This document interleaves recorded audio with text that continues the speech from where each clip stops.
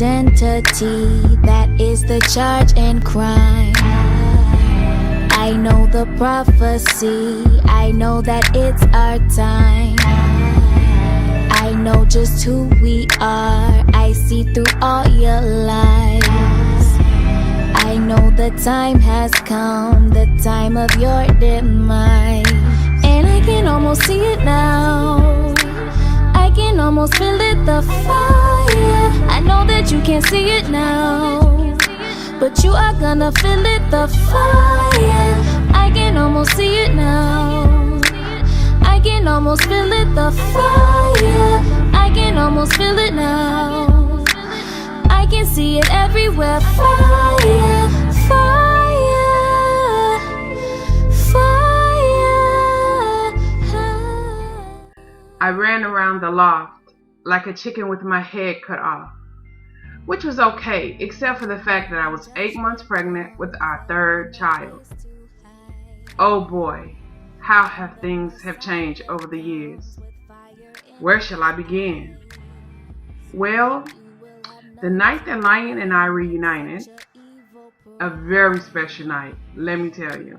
Anyway, we conceived that night, and 9 months later, I gave birth to a precious baby girl we named Anataya, which means she who sings for Yah. Because when she was born, she opened her mouth and let out a cry that floored her father and I. Her voice is amazing. She walks around the loft singing all the time, and she's just 4. Anyway, Dawid is now 7, and oh my goodness, he is his father's son. Dawid has taken to all of Lion's rigorous training like a pro, and Lion is so proud of him. Once, as we watched Dawid practice with 2 swords that Lion had specially made for him, my husband said something that scared me half to death. That boy there, those demons ain't gonna want to see him coming. I asked him, what did that mean? I didn't want my son to put himself in that kind of danger. Lion told me to go upstairs and stop Willie lynching his boy. I went upstairs because it's true. I was raised in America, and as a black woman, I had a natural tendency to want to Willie lynch my son. Yeah, that's true. I must admit it. I'm sure some of my culties out there can admit it too. So I've learned to just stay out of it, no matter how painful it is seeing him master another weapon. Because his destiny was not to be a peaceful man of Yah, but a warrior of Yah, which means he would be a deadly killing machine. And I just had to face it. And believe it or not, my daughter has also taken to following her father around. And yes, he trains her too. Well, enough about the violent stuff. Let me tell you about some good things. The Ox have remodeled the loft. I didn't think it was possible, but they had actually added an upstairs to it. Our family is expanding and all. Today, I was running around getting things ready because it was a special Shabbat. The preacher was speaking today.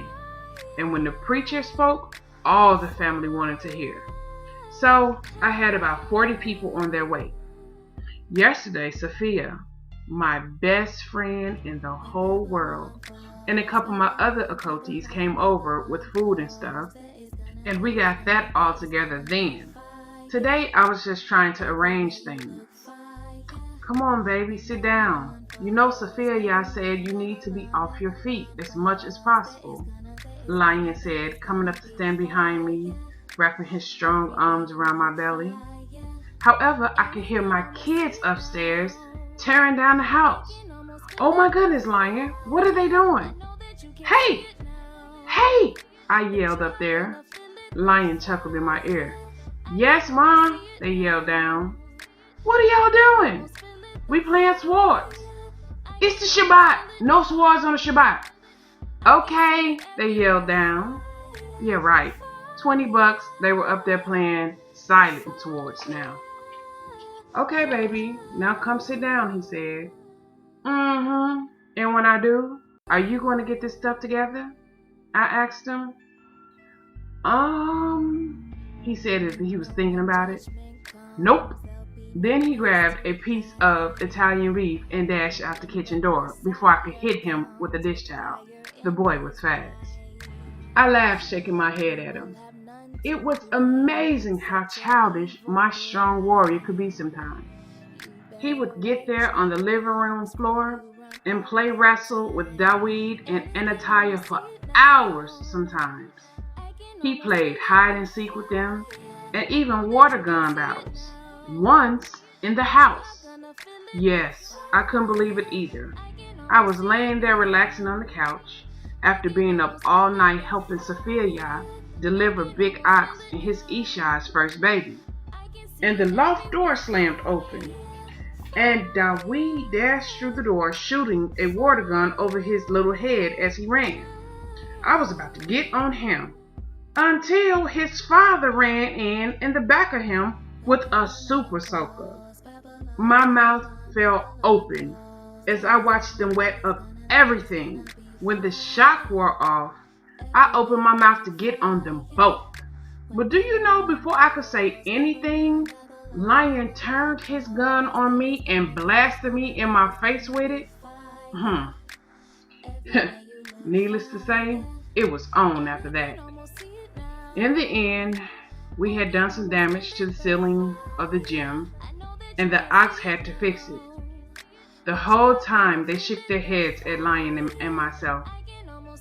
You know, El, Big Ox began, you do some questionable things sometime, brother. First, when Nuria had left you, you put down your sword and picked up some gardening shears and a mister. Ain't that little thing he used to spray on the plants? The other Ox laughed, agreeing with him, and decided that instead of training, you were going to pick up gardening. For almost 3 years, brother. And now this. A water fight inside y'all crib? And Nuria, I'm shocked at you. I thought you was more mature than the big guy. All me and my husband can do was just shake our head, because it's true. The water fight had gotten way out of hand. I had ended up bringing a hose out of the greenhouse, and you know what? Let's move on. Anyway, I'm pleased to report that Lion gained all his weight back. So I officially have my thug version of the Hulk back. Nuri, they here, Lion called from the living room. Here we go. Lion opened the door, and Daniya's little ones shot through. Dawid came flying down the stairs. He and Benaiah, Daniya's youngest, were best friends, thick as thieves. We had a good time. Everybody ate, and we chatted. It was real good being with all the family. I love when we all came together. But then the preacher walked in, and everybody grew quiet. The preacher didn't socialize. If he showed up, it was for a reason. He delivered his message and he left. So everybody hurried to grab a seat. Lion reached up and grabbed me as I passed him. He carefully lowered me between his legs and propped me up against the plush floor pillow so that I would be comfortable. Sit with me, baby. Let me be your strength. I frowned and looked back at him, but before I could question his statement, the preacher started speaking. We have run out of time, children. The labor pains have begun. I don't know how long we have, or how this thing will go down. No man does. However, the sand has begun to fall in the hourglass. Look around you, at your loved ones. Cherish the time you have together. Embrace yourself. For the time comes that some of you must go on your own journey. But pray, children. Pray that you are found worthy of escaping what is coming to the earth. I squeezed Lion's leg. Easy, Nuria. Me and you, we are one. Remember that, baby, he whispered in my ear. Pick up your Bibles, the preacher continued.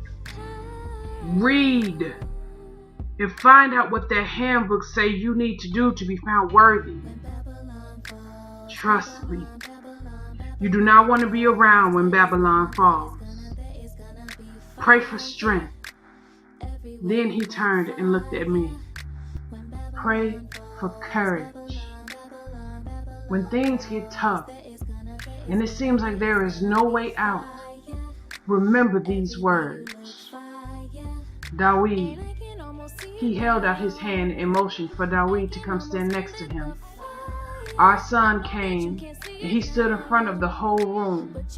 He looked at each of us and then he opened his mouth and said, Our Father, it is in heaven, to the pipe with our name, thy kingdom come. Thy will be done on earth as it is in the heavens. Give us this day our daily bread, and forgive us our trespasses, as we forgive those who trespass against us. And lead us not into temptation, but deliver us from the wicked ones. For yours is the reign, the power, and the dynasty, forever and ever. Shalom. When he was done, the preacher put his hand in his little dreads and roughed them up a little. Thanks, little Ock. We'll meet again. And to the rest of us he repeated, it is imperative that you pick up those Bibles. Work on you. Don't worry about the next man. Trust me, your hands will be full if you just face yourself. He paused and looked around the room. Each of your missions will be made clear to you. I leave you now, my children, and I pray I see you on the other side.